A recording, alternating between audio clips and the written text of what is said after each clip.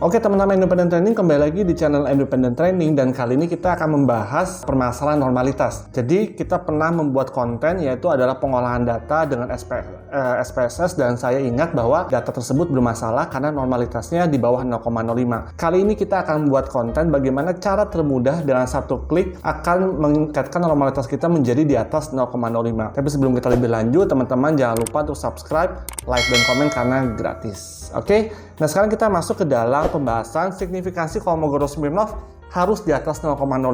Bagaimana caranya? Mudah. Pertama, secara teori memang signifikansi harus di atas 0,05 hanya untuk hetero dan normalitas. Kita akan mengeluarkan apa yang namanya case-wise diagnostic, defaultnya 3, biarkan. Nah, ini sebelum kita masuk ke dalam pengolahan data, kalau sampai ada beberapa row yang disarankan setelah Anda mengeluarkan case-wise diagnostic, misalkan ada 2 row, saran saya kerjakan satu persatu, ya. Karena apa? Kalau sampai ada 2 row, case 31 dan case 60, misalkan nanti kita mendelete case 31, hati-hati dia nanti row-nya naik menjadi 1. Jadi jangan dikerjakan, jangan Anda mendelete case 31 dan case 60. Karena pada saat Anda mendelete case 31, dia sudah naik menjadi 1 row dan sekarang menjadi case 59. Saya khawatirnya teman-teman kalau langsung mendelete case 31 dan 60, yang 60 itu salah. Karena pada saat di delete case 60 itu sudah punya case-nya 61. Ya, jadi saran saya kerjakan satu persatu, nanti kita lihat case-wise diagnostic menyarankan yang mana lagi, ya. Untuk menghindari tadi, karena biasanya teman-teman suka lupa pada saat karena kita sudah mendelete case yang di atasnya, itu berarti datanya naik 1, ya, sehingga data 60 itu sebelum data 59, data 61 menjadi data ke 60, dan kalau teman-teman di delete di data 60 maka menjadi salah. Kemudian hati-hati, memang setelah menaikkan case-wise diagnostic ini teman-teman bisa lihat itu akan menaikkan normalitas menjadi 0,05 dan jauh bisa di atasnya. Tapi di saat yang bersamaan itu akan mengorbankan signifikansi dari hipotesis. Biasanya hipotesis menjadi semakin tidak diterima atau signifikansinya menjadi semakin di atas 0,05. Ya, jadi itu adalah trade-off yang nanti mungkin akan kita temui pada saat Anda menaikkan signifikansi normalitas menjadi di atas 0,05. Sekarang kita masuk ke dalam pengolahan datanya. Oke teman-teman, ini adalah tampilan datasetnya dalam SPSS, di mana permasalahan kita adalah normalitas Kolmogorov-Smirnov itu seharusnya di atas 0,05, tapi nanti kita akan dapatkan bahwa Kolmogorov-Smirnov kita signifikansinya di bawah 0,05, yang mana itu memang tidak kita inginkan, karena kembali lagi bahwa Kolmogorov-Smirnov itu harusnya signifikansinya di atas 0,05, yang artinya data terdistribusi normal.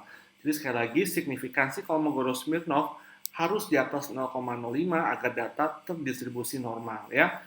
Kemudian tadi kita sudah masuk ke analyze, ya, regression linear, dependentnya Y, kemudian X-nya kita masukkan ada 9, ya. Kemudian seperti biasa untuk membuat Kolmogorov-Smirnov, kita klik save, unstandardized-nya kita keluarkan karena nanti kita akan mau uji sendiri. Continue, kita lihat oke. Nah, keluar hasilnya. Oke, ANOVA-nya tidak kita bahas karena kita fokus di Kolmogorov-Smirnov. Setelah keluar hasilnya, kita masuk ke analyze lagi. Kemudian kita masuk ke non-parametric test, legacy dialog, dan kita ambil one sample KS, di mana kita sudah punya variabel baru, unstandardized tadi. Kita masukkan ke sebelah kanan, oke. Ya. Kalau teman-teman perhatikan sekarang, signifikansinya bermasalah karena data tidak terdistribusi normal, karena ini adalah 0,01 atau di bawah 0,05 yang tidak kita inginkan. Nah, sekarang bagaimana caranya? Kita masuk lagi ke dalam data, analyze lagi, regression, linear. Sebelum klik save tadi, unstandardized sudah default di sini. Ada menu statistik, kita keluarkan case-wise diagnostic, outlier outside 3 ini sebenarnya bisa kita setting, ya, karena standar deviasi untuk outlier bisa biasa 3, tapi kita bisa setting lebih rendah. Tapi kita ikuti dulu default ini, kita lihat apakah berubah atau tidak. Jadi jangan lupa untuk menaikkan probabilitas dari 0,01 menjadi di atas 0,05 dan seterusnya. Kita aktifkan, ini tadi dia tidak aktif, kita aktifkan case-wise diagnostic, outlier outside 3 default, ya. Kita continue, kita klik OK. Nah, keluar hasilnya, kita lihat ada satu tambahan. Nah, yang tadi kita klik case wise diagnostic.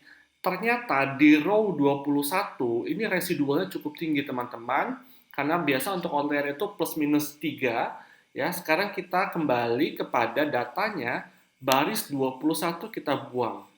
Kita klik kanan, cut, oke. Kita lanjutkan lagi, kita keluarkan dulu ya unstandardized residual yang barunya karena sudah dibuang case 21-nya linear. Kita abaikan saja, kita save, pastikan unstandardized-nya keluar, continue, oke.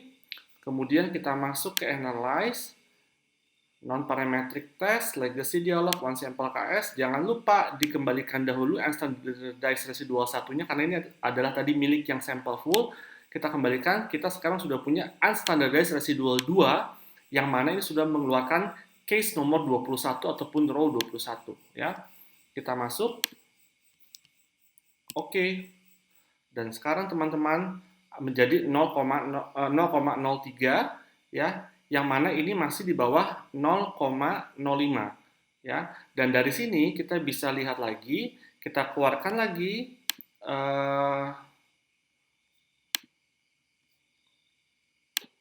case wise diagnostiknya, kita turunkan menjadi 2,5. Kita lihat case mana saja yang harus bisa dikeluarkan. Nomor 16. Kita masuk ke dalam nomor 16. Oh iya, cukup tinggi. Kita buang, cut. Kita lihat lagi, analyze. Jangan lupa dulu dikeluarkan dulu unstandardized residualnya yang baru. Ya, tadi seharusnya sudah tersave di sini. Oke. Oke. Kemudian kita masuk ke analyze, non-parametric test, legacy dialog, dan one sample KS. Kita sudah kembalikan dulu unstandardized residual 2-nya, karena ini adalah case yang tadi nomor 21, kalau saya tidak salah. Kita ambil yang terbaru, yang terakhir, nomor 5. Kita pindahkan, karena itu sudah beberapa kali run ya. Dan sekarang menjadi 0,07 ataupun di atas 0,05 ya.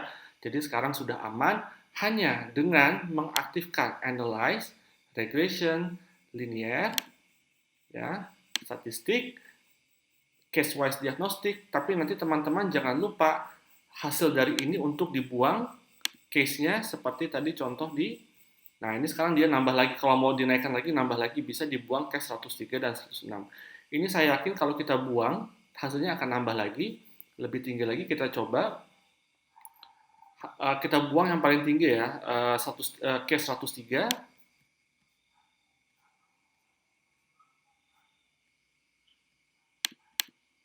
Kita buang, langsung analyze, jangan lupa dulu regression linearnya, kita keluarkan dulu unstandardized yang baru, kita abaikan, kemudian kita masuk non-partes, legacy dialog,